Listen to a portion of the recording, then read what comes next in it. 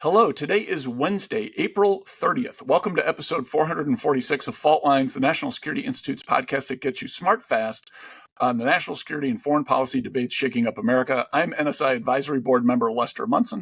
I'm joined today by NSI Deputy Executive Director Martha Miller, NSI Senior Fellow Morgan Vigna, and NSI Fellow Jessica Jones. We're going to talk about the first 101 days of the Trump administration and its various national security initiatives. I will list them quickly. There are migration issues, of course, related to the border, related to deporting people, our foreign policy towards Latin America in general.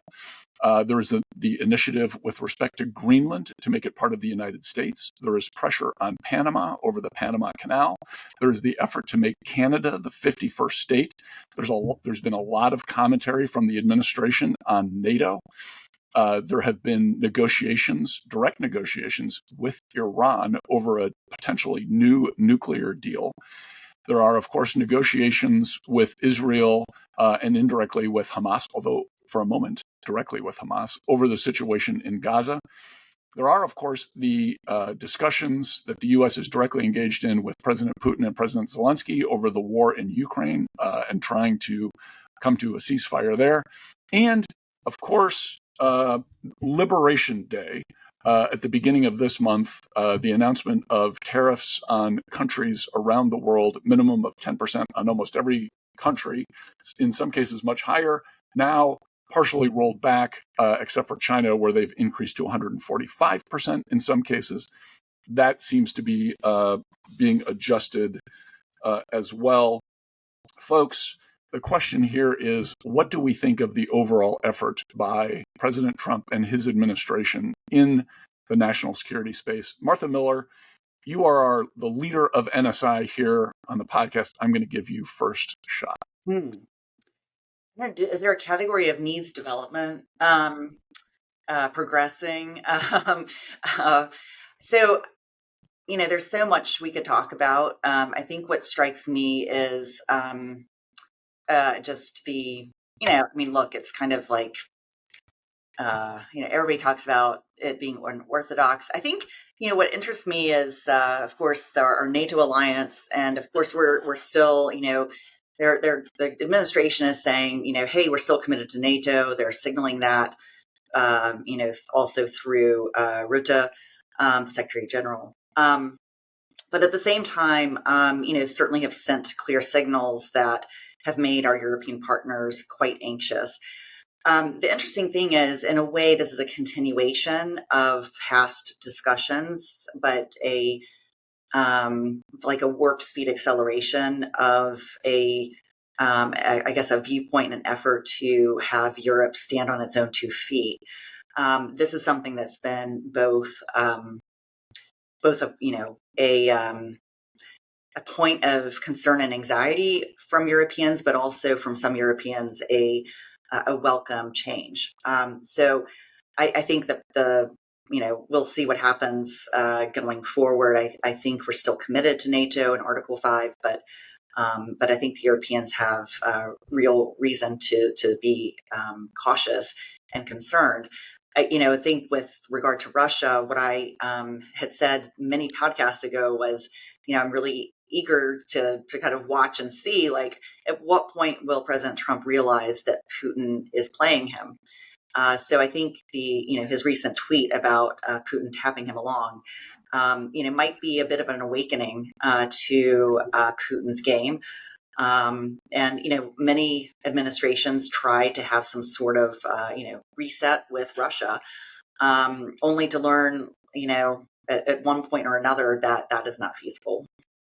So those are my transatlantic Europe thoughts. Jones. Yeah. What is your assessment? We knew or we anticipated that the Trump administration, Trump 2.0, would kind of come out swinging. I mean, like in the first administration, a lot of flurry, like any administration the first 100 days. And so I say, we can chalk up some domestic wins. And I put that because you may disagree with policies, but, immediately the stop of foreign aid, DOGE coming in, cutting agencies. Those are kind of clear wins for some part of, the Trump administration's base. But then when the administration starts to move outside the US, you start to see kind of like these successes break down, right? Like these deals that you've mentioned, Les, whether that's Russia, Ukraine, whether that's in Gaza, whether that's in Iran, we don't see a lot of movement there. And I will say those are things that typically take time, but President Trump has prided himself on getting deals done quickly. Russia-Ukraine conflict will be over on day one. And now we're at the point where the administration might just walk away altogether, right? And so we start to see these wins not happening and accumulating abroad, and to the point that we see, domestic change in some of our allies and partners. We've got Carney winning in Canada. He might be thanking the Trump administration for, riling up his own political support for the Liberals up in Canada. You see EU trying to build up their own sense of cohesion, seeing themselves as kind of drifting further from the US. And we don't know how Beijing is playing this to their home base as well, right? There's a lot they can be using. And in addition to, not moving forward on these wins, there's the kind of anticipated also chaos, which we also saw in the first administration. You mentioned Canada, Greenland, Panama. We're not really sure what the objectives are. Maybe it's claiming those lands as our own. What's the road to success there? Not sure. Like Liberation Day, what does success mean abroad? Is it really no trade deficits with any country across the globe? That seems nearly impossible. At the same time, like, if we're not sure, if the Trump administration isn't explaining that to the American people, you've got world leaders who are just as confused as we are. And then we look to our leaders to signal, get some confidence from, and we see like the DOD in complete, again, chaos. We've discussed on the podcast firings, lack of information security. Who knows who's even staffing Hegseth at some point. And the talking points coming out of our secretaries of Treasury and Commerce when it comes to the global markets, not reassuring, seems to be parodying talking points from the White House. So mixed bag for the first 100. Mixed bag. That's the nice way to say it. For you. Yeah. Morgan Vigna.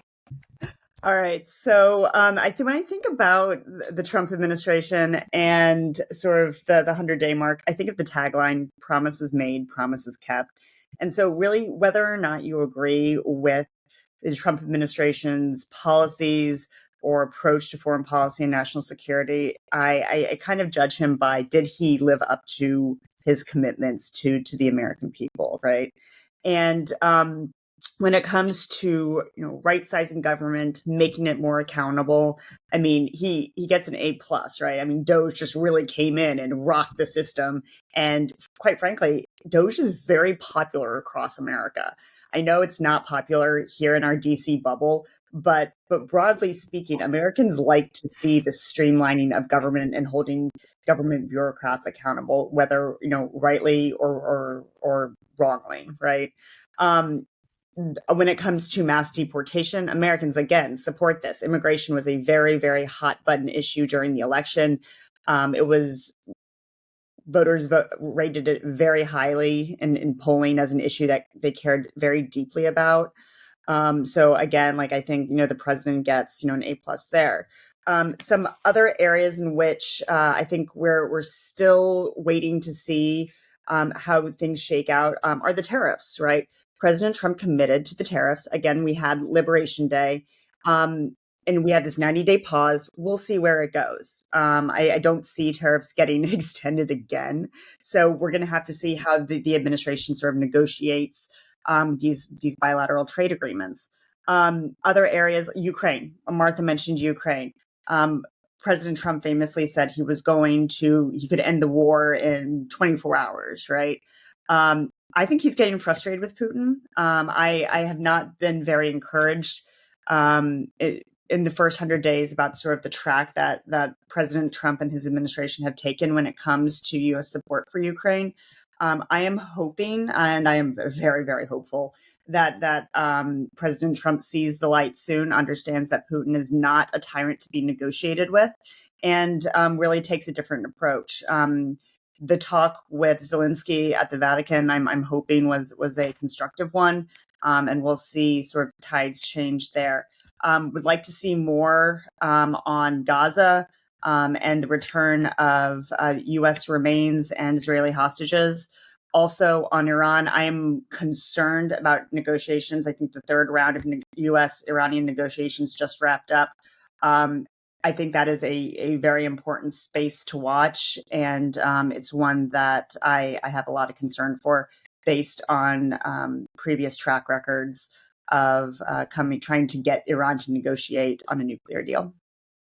All right, I'm going to go through my list real fast. Liberation Day, bad. Russia, Ukraine, good. Gaza, good. Iran, incomplete, could go very badly. I hope it doesn't. NATO, net positive. Canada, bad. I'm going to skip Panama. Greenland, muddle. Migration, good.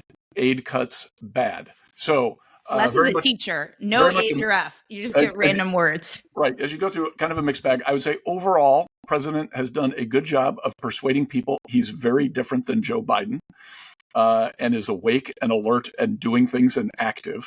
So that may be a good thing. And then also, he's done a good job of keeping the party unified, which means he can get his domestic agenda through Congress. At least it looks pretty good so far. So tax cuts are coming, people, and that may be the best thing for America at the end of the day, because the Republican Party means nothing if it's not for tax cuts. Well, you need the money back from the tax cuts to pay for your increase in goods due to the tariffs. So, well, I said bad on Liberation Day. We can just drop the tariffs now. That would be a nice big tax I think it's coming. Also. I think that's coming. All right, everyone, we're going to go through lightning round. Give a letter grade like you're a professor to the administration on national security. Martha. I think it's too early to tell, but right now they need some work, so I'll give them a C. Jones. D minus. D minus. Vina. B plus A minus. Oh, wow. Wow. Wow. I'm going B minus. It'd be a B plus if we didn't have Liberation Day. Okay, that's a wrap. Thanks so much to Kelly Crowley, Taylor Lane, Claude Jennings, and the NSI staff for their help in producing today's episode. Join us on Friday, May 2nd for another episode of Fault Lines, the National Security Institute's podcast that gets you smart fast on the national security and foreign policy debate shaking up America. Of course, we're on YouTube. Check out our channel there if you actually want to see our smiling faces. And if you like what you heard or saw, be sure to rate, review, and subscribe.